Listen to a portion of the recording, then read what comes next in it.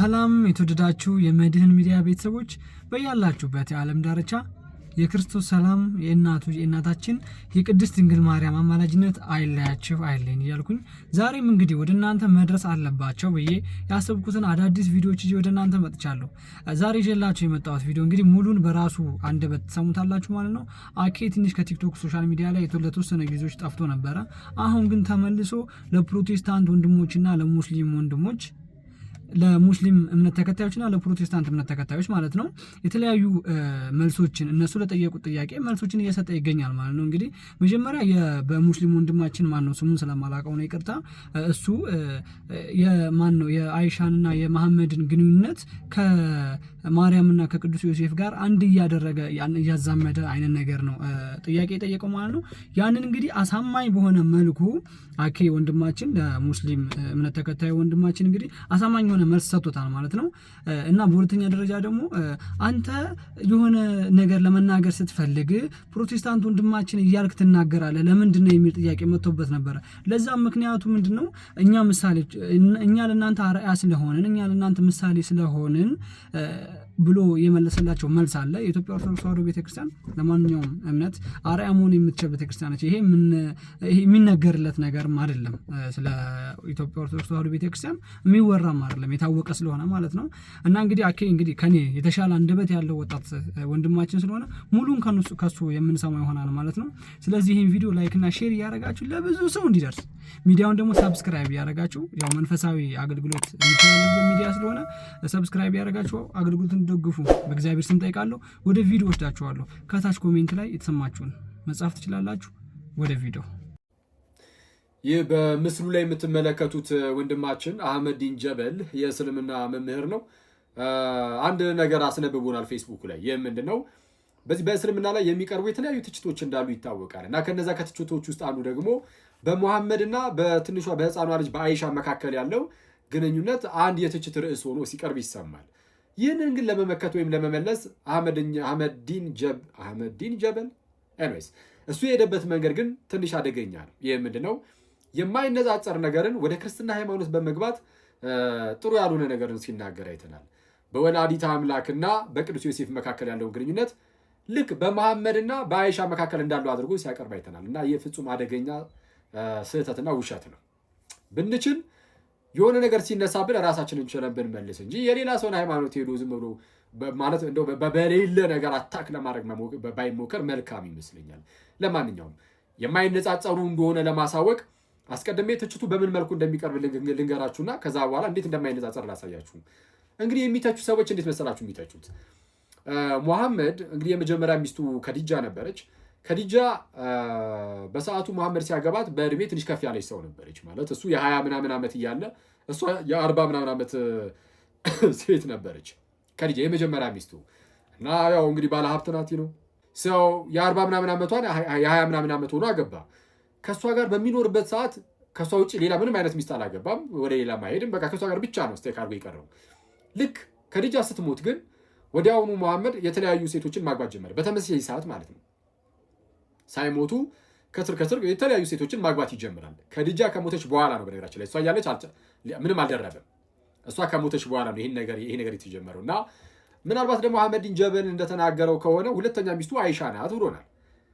እንግዲህ እሱ እንዳለው ከሆነ ሳውዳ ናት የሚባልም ነገር ስላለ እሱ እንዳለው ከሆነና አይሻ ከሆነች ምንድነው የተፈጠረው? የመጀመሪያ ሚስቱ ከእርሱ በእድሜ በጣም ከፍ ያለች ነበረች። ልክ እሷ ሞታ ሁለተኛው ሚስቱ ልክ ሲያገባ ግን ከሱ በእድሜ በጣም በብዙ የምታንስ ገና በአሸንጉሊት የምትጫወት ህፃን ልጅን ያገባው። አሁን ትችቱ እዚህ ጋር ነው። ምን አይነት ልጅን ያገባው?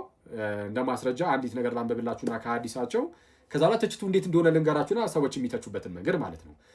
ከዛ በኋላ ደግሞ እንዴት እንደማይነጻጸር ከእመቤታችን ጋር እንግዲህ እሱ ደግሞ አሳያችኋለሁ። ይህ የእመቤታችን ጉዳይ ስለሚመለከተን መመለስ ስላለብን ማለት ነው። ሳሂህ ሙስሊም ሐዲስ ቁጥር 3311 ላይ እንዲህ ይላል። አይሻ ናት የተናገረችው የራሷ የአይሻ ምስክርነት ነው። እንዲህ ይላል። የአላህ መልእክተኛ ያገባት በ7 ዓመቷ ነው። እሷ የተናገረችው ተዘግቦ ማለት ነው። የአላህ መልእክተኛ ያገባት በ7 ዓመቷ ነው አይሻን እንደ ሙሽራ ወደ ቤቱ የሚወሰዳት ሚኒንግ ያጋብቻው ኮንሱሜት የተደረገበት ማለት ነው። ወደ አልጋ ላይ የሚወጣበት እንደ ሙሽራ ወደ ቤቱም የወሰዳት በ9 ዓመቷ ሲሆን አሻንጉሊቶቿም የምትጫወትበት ማለት ነው ከእርሷ ጋር ነበሩ ይላል። ከጓደኞቿ ጋር እየተጫወተች እያለ ነው መጥቶ የወሰዳት። ይሄ ሳሂህ ቡኻሪ 5ኛው ቅጽ 58ኛው መጽሐፍ 234ኛው ሐዲስ ላይ ይሄ አለ። ከጓደኞቿ ጋር እየተጫወተች በነበረችበት ሰዓት ነው መሐመድ መጥቶ የወሰዳት ወደ ቤቱ እና ኮንሱሜት እንደተደረገ ደግሞ እዛ አሁን የጠቀስኩላቸው የሳሂህ ቡኻሪ ክፍል 236ኛው ሐዲስ ላይ ኮንሱሜት እንደተደረገ ደግሞ በግልጽ ያስቀምጣል፣ ይናገራል። አሁን ትችቱ ምንድን ነው?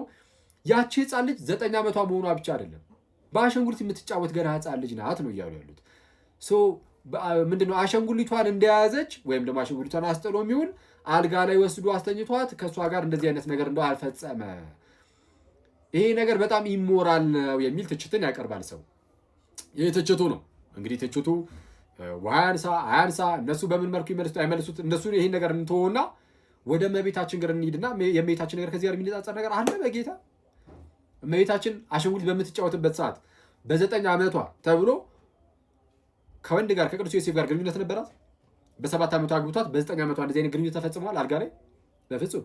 በ10 ዓመቷ በፍጹም። በ11 ዓመቷ የለም። በ12 ዓመቷ በጭራሽ። በ13 ዓመቷ በ14 ዓመቷ እንደዚህ አይነት ግንኙነት ተፈጽሞ ነበር ወይ? ጭራሹ እንደውም በድንግልና እንደጸነሰች ራሱ ቁርአኑም ያምናል። ኦኬ ሰው ምንድነው? ምንም አይነት የታሪክ ማስረጃ ምንም ጭራሽ የለም። 12 ዓመት ምናምን የሚሉት ነገር አለ። በ12 ዓመቷ ከቤተ መቅደስ የወጣችበት ወይም ደግሞ ለ12 ዓመት ኖራ የወጣችበት እንጂ ግንኙነት ፈጸመች በ12 ዓመቷ ምናምን የሚል ነገርም በፍጹም ጭራሽ ምንም ሽታውም የለም። ሰው ከዚህ አንጻር የማይነጻጸር ነገር ባታነጻጽሩ። ከፕሮቴስታንት ወንድም እህቶቼ ሰሞኑን 2 ትችቶች ደርሰውኛል። የመጀመሪያው ትችት እንደው በኦርቶዶክስ ቤተክርስቲያን ውስጥ የሚነሳ የሆነ የስተት ትምህርት ሲኖር እሱን ለመሸፈን ስትል ፕሮቴስታንቶች እያልክ ታነሳለህ፣ ወደኛ ትመጣለህ፣ ለምንድን ነው የሚል ትችት የመጀመሪያው ነው። ወደ ሁለተኛው ትችት ከማለፌ በፊት እዚሁ የመጀመሪያው ትችት ላይ ትንሽ ነገር ልበላችሁና ወደ ሁለተኛው ትችትም ደግሞ ሄደን አብረን የምናየው ይሆናል። የመጀመሪያው ትችት ላይ እንግዲህ ፕሮቴስታንቶችን ለምን ታነሳለህ ለሚለው አያችሁ ምን አለ መሰላችሁ፣ እዚህ ሚዲያ ላይ አንዳንድ ፕሮቴስታንት ወንድሞቻችን የሚሰሩት ስራ እንደምን ያለ ስራ ነው። ልክ በኦርቶዶክስ ቤተክርስቲያን ውስጥ የሆነ መምህር የሆነ ነገርን ሲናገር የቤተክርስቲያኒቱን ትምህርት የማይወክል ቢሆን ራሱ እንደሚወክል አስመስለው አያችሁ ቤተክርስቲያን እንደዚህ ነው የምታስተምረው እያሉ ለእነርሱ መጠቀሚያ ያደርጉታል። ለምን አይነት መጠቀሚያ? የጌታን ቤተክርስቲያን ለማጠልሸት፣ በጣም መጥፎ ኢሜጅ ለመስጠት። በቃ ቤተክርስቲያን እንዲህ ናት፣ ይሄ ቲክቶክ ላይ ያለው ሌላ ነው እንጂ ምድር ላይ ያለው ይሄ ነው እያሉ ለማሳየት ይሞክራሉ። ይሄ ምንን የሚያሳይ ነው? ግልጽ የሆነ የጌታ ቤተክርስቲያን ጥላቻ በልባቸው ውስጥ የነገሰባቸው ሰዎች አሉ እና እነሱ በዚህ መልኩ ነው ፖለቲክሳቸውን ለመስራት የሚሞክሩት። ስለዚህ ምን ማድረግ አለብን? የምርም የስተት ነገር ይሄ ቤተክርስቲያንን የማይወክል ነገር በእኛ ዘንድ ከተነገረ አይ ይሄ ቤተክርስቲያንን አይወክልም ከዚህ አንጻር ስህተት ነው ብለን እንናገራለን። በግልጽ ተናግረናልም። እግረ መንገዳችንን ግን ፕሮቴስታንቶችም በዚህ ደረጃ ታትረው ቤተክርስቲያንን ለማጥቃት ሲሞክሩ አምነውበት እንኳን አይደለም አንዳንድ ነገሮች ነው። ለምሳሌ ከዚህ ቀደም በነበረው ርዕስ ላይ ቅዱስ ቁርባን የምንበላው ስጋና ደም የእመቤታችን ነው የሚል ነገር ተነገረና ፕሮቴስታንቶች በጣም አጩሁት። ገና ከጅምርኩ የጌታ ነው ብሎ ራሱ አያምኑ አይደል? እውነተኛ የራሱ የጌታ ስጋ ነው ብለህ ታምናለህ? ቅዱስ ቁርባን አታምንም። ለምሳሌ ይህን ቪዲዮ እዩ። በእርግጥ የጌታ ስጋ ሪል ነው ወይ ራሱ ነው ወይ? ኖ ህብረት አለው ነው የሚባለው። መስቀል ላይ ካለው ከጌታ ስጋ ጋር ህብረት አለው እንጂ ራሱ አይደለም። ኦኬ እንግዲህ እንደሰማችሁት ራሱ የጌታ ስጋ አይደለም ነው ያለው። በቃ አለቀ። የጌታ ስጋ አይደለም፣ የጌታ ደምም አይደለም። በዚህ ጉዳይ ላይ የሚከራከሩት ለምንድን ነው? እንዳልኳችሁም በቃ ለቤተ ክርስቲያን በጣም መጥፎ ኢሜጅ መጥፎ መልክ ለመስጠት ስለሚፈልጉ ነው። ስለዛ እናንተም እኮ ገና ከጅብሩ ምን ይሄንን አታምኑበትም ብለን እዚህ ጋር ያለውን ስህተት እንናገራለን። ስህተት ከተገኘ የእናንተንም ደግሞ እንናገራለን። አዎ ሁለተኛው ትችት ደግሞ አንዳንድ ሉትራን ወንድሞቻችን ምን አይነት ነገርን ሲናገሩ እየሰማው ነበረ። አይ እኛን አታጠቃለን፣ እንዴት እንደዚህ ትለናለህ? ሉትራኖች እኮ በቅዱስ ቁርባን እናምናለን የሚል ነገርን ለማስቀመጥ ሲሞክሩ አይቻለሁ። ትክክል ነው፣ ሉትራኖች ያምናሉ። እኛ ሀገር አብዛኛው ጴንጤ ነው። ጴንጤ ደግሞ ቅዱስ ቁርባን ላይ እውነተኛ የጌታ ስጋና ደም ነው ብሎ አያምንም። ሉትራኖች ናቸው የሚያምኑት። እዛው ላይ ግን ያው ጴንጤዎችም ፕሮቴስታንት ስለሆኑ ፕሮቴስታንት ልንል እንችላለን። ይህ ምንም አይገርምም፣ አይደንቅም። እዛው ቪዲዮ ላይም ግን በተለይ ጴንጤዎች ብዬ ግን ጴንጤዎችን ደግሞ ለይቻለሁ። ባለይም ግን ጴንጤዎችም ፕሮቴስታንት ስለሆኑ ምንም ችግር የለም። ሉትራኖች ደግሞ ተነስታችሁ አይ ይሄ ነገር እኛን አይወክልም ብላችሁ ራሳችሁ ደግሞ ቪዲዮ መስራት ትችላላችሁ። እናንተን ዲፌንድ አላደርግም ከይቅርታ ጋር። ግን ትክክል ነው። ሉተር ተነስቶ ለምሳሌ የጴንጤን ይሄንን ቅዱስ ቁርባን እውነተኛ የጌታ ስጋና ደም አይደለም የሚለውን ትምህርት በሚገባ ጠልዞት ነው ያለፈው። እንደውም የአጋንንት ትምህርት አድርጎ ነው ያስቀምጠው። የጴንጤዎችን ትምህርት ሉተር የአጋንንት ትምህርት አድርጎ ነው ያስቀምጠው። ዛሬ እሺ ኦኬ ከ20 ደቂቃ ምናምን ከ10 ደቂቃ በኋላ ነው ነገሩ ላይ የምገባው። ኤኒዌይስ ገብተን የተወሰነ ነገር እናየዋለን። ይቆየን። የጌም ቀኑ ፓስተር ሶፎንያስ የሚባል ወራዳ ዱርዬ አለ ቦዘኔ። ከዛ እሱ ይመጣል ውዶቼ ሆይ ይላል።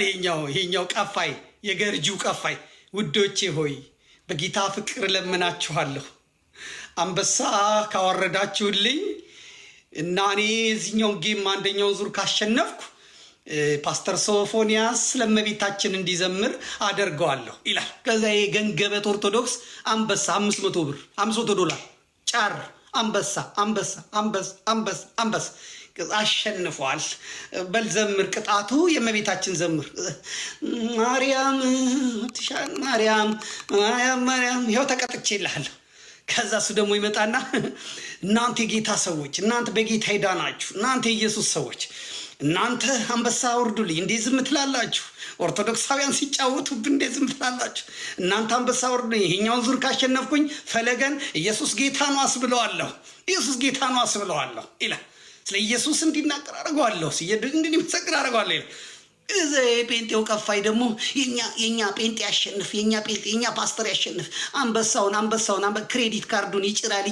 እነሱ በማግስቱ ተገናኝተው ሌላ እቅድ ያወጣሉ፣ ቁርጣቸውን እየበሉ የነዛን ሆድ ቁርጥ አድርገው አንጀታቸውን ቆርጠው እነሱ ቁርጥ ይበላሉ።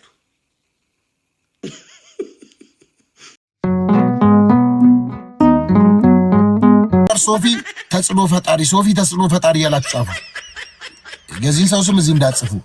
ምንድነው ሶፊ ተጽዕኖ ፈጣሪ ያላችሁ ጻፉ። ፓስተር ሶፊ ነው እኮ የተባለው፣ ፈለገ ነው የሚለው እንዳለ ናቸው ነው። ሶፊ ነው እኮ ያለው። ሶፊ በሰላም ነው። ያስተካክላሉ። አሁን ተሳስተው ነው ያስተካክላሉ። ተሳስተው ይመስለኛል። ምናምን የሚባል ነገር አትጻፉ። ተናግሬያለሁ። የሚፈልገኝ ከሆነ ፌስ ቱ ፌስ ከኔ ጋር ምን ፈለግ ነው? በቃ ከኔ ጋር ይምጣ ፌስ ቱ ፌስ። በቃ ሶፊ ተጽዕኖ ፈጣሪ ያላችሁ ሶፎንያስ ሞላልኝ በሉ ስትባሉ ፈለገ አትናቴዎስ ትላላችሁ። ተው እንጂ እንዴ ተው። ፈለገ አትናቴዎስ ነው የሚሉት እነሱ እኮ ምን ማለታቸው ነው? አይደለም እንደዛ የሚል እስካሁን አንድም አላየሁም። ይኸው ሶፊ ተጽዕኖ ፈጣሪ እንዳለ እኔ አይ ተስተካክሏል። አሁን ተስተካክሏል። ሶፊ ነው የሚለው ሶፊ እንዳለ ተባረኩ። በሆነ ፈለገ አትናቴዎስ ተጽዕኖ ተፈጠረበት ነው። ሶፊ የኢትዮጵያ ተጽዕኖ ፈጣሪ እያለ ነው። ስለዚህ አንድ የመልእክት ላስተላልፍለት። እንደሚፈራኝ አውቃለሁ። ልክ እኔን ሲያይ ደንግጦ እንደሚጠፋ አውቃለሁ። አሁን ግን ታዛቢ ባለበት ከኔ ጋር በዚህ 15 ቀንና 20 ቀን በአንድ ወር ውስጥ ግጥሚያ ከኔ ጋር ማድረግ የሚፈልግ ከሆነ ይምጣ፣ ፈቃደኛ ነኝ። ከዛ በዛ ላይ ደግሞ እስቲ የቱኛው ማነው ሰጪ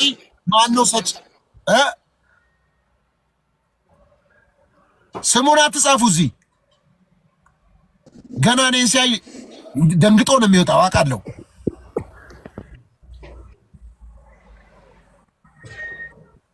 ደንግጦ ነው የሚወጣው ገና ሲያየኝ እኔን። ስለዚህ ወንድማችን ልል ነበር። ቆይ አንዴ ወንድማችን ልል ነበር። ወንድሜ አይደለም ለኔ ወንድሜ አይደለም። ወንድማችን ፈለገ ልል ነበር። ከኔ ጋር ምንም ወንድምነት የለውም እሱ። በቃ እንደ አንድ ኢትዮጵያዊ አከብረዋለሁ፣ አለቀ። እንደ አንድ ኢትዮጵያዊ ሰው በቃ አለቀ እኮ። ከዛ በተረፈ ምንም አይደለም። እዚህ ጋር እኔ ጋር መታችሁ ተጽዕኖ ፈጣሪ ምናምን ብላችሁ የምጽፉ ሰዎች ብሎክ ነው ማረጋችሁ። ከዚህ በኋላ ብሎክ ነው ማረጋችሁ። ዳቆን ፈለገ አትናቴዎስ ብሎክ አድርጓቸው። ዳቆን ፈለገ አትናቴዎስ ከኔ ጋር ከታላ መጽሐፍ ቅዱስን ማን የሰጠሽ? ናርዶስ ላንቺ በዚህ አይነት እንትን ውስጥ አልገባም። ባይዘው ማን የሰጠሽ? ጥያቄ ጠይቄ ነበር የገባው። ተጠይቅኛለሽ፣ ግን ብዙ ጊዜ በጣም ኦርቶዶክሳዊነትን የሚያጠለሽ ስራ ስለምትሰሪ ዛሬ በአደባባይ አንድ ጥያቄ ልጠይቅሽ። ማን የሰጠሽ መጽሐፍ ቅዱስን? ከየት አመጣሽ? ኦርቶዶክስ አልሰጠችኝም። ማን የሰጠሽ? እኔ ኦርቶዶክስ ሰጠችሽ አላልኩም። ማን የሰጠሽ? አባቶች ናቸው። ማን የሰጠሽ? አባቶች አልኩ። ማን የሚባል አባት? ማስረጃ ስጭ። እንትን ምንድነው ስም መናገር አይጠበቅብኝ? ይጠበቅብሻል እንዴ? ማን ነው? እኛ ምክንያቱም ያመጣሽበት ቦታ ትክክል አይደለም ብለን ሞገትንሽ። ከየት ነው ያመጣሽው? ንገሪኝ። በቃ እሱን እንግዲህ የመጽሐፍ ቅዱስ ማህበርን ጠይቃቸው እና መጽሐፍ ቅዱስ ከየት እንዳመጣሽ ሳታውቂ ነው ኦርቶዶክስን ቀን ሙሉ የምትሰድቢው? ግድ የለም አውቃለሁ ከየት እንዳመጣው፣ ግን እኔ እቀጣለሁ። አንቺ መጽሐፍ ቅዱሱ ከየት እንደመጣ ማን እንደሰጠሽ ካወቅሽ እኔ እቀጣለሁ። እዚህ ጋር ማን የሰጠሽ? ማን የሰጠሽ? አንቺ መጽሐፍ ቅዱስ ማን እንደሰጠሽ ካወቅሽ እኔ እቀጣለሁ። ንገሪኝ፣ ማን የሰጠሽ መጽሐፍ ቅዱስ?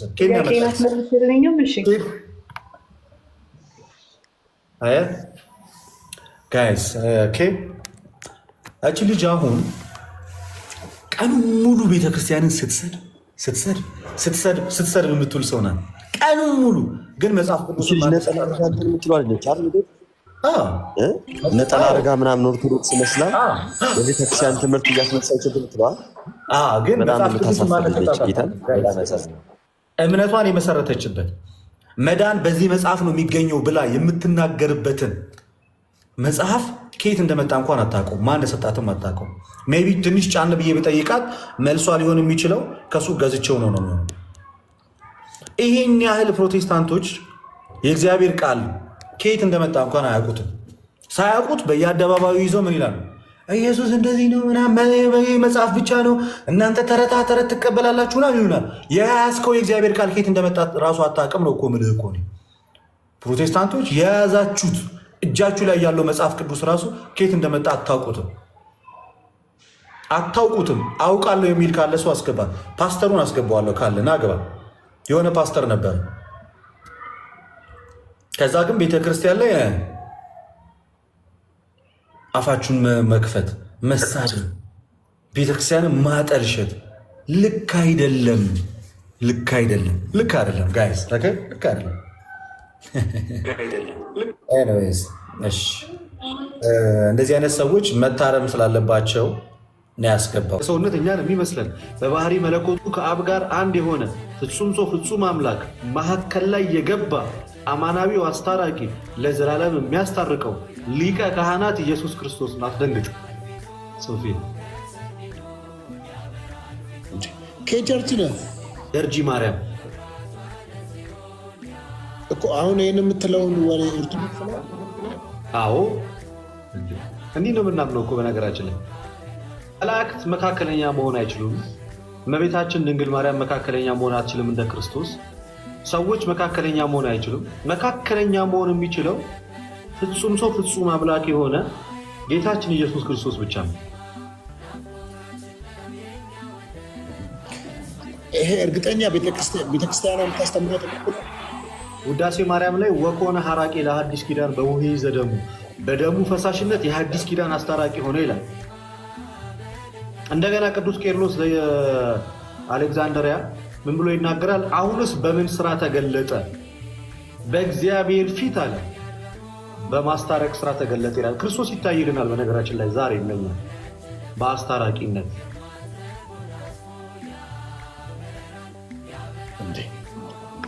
ስለዚህ አንተ ይሄ የጢሞቴዎስ ምዕራፍ 2 ቁጥር 5 ላይ ያለውን ቃል ሙሉ ለሙሉ ተቀበለዋለህ ማለት ነው። ሳላላምጥ ዋጥ እኔ ብቻ ሳልሆን ቤተክርስቲያኔ ሙሉ ነው ተቀበለው። ቤተሰቦች እንግዲህ ቪዲዮን አይተናል ማለት ነው።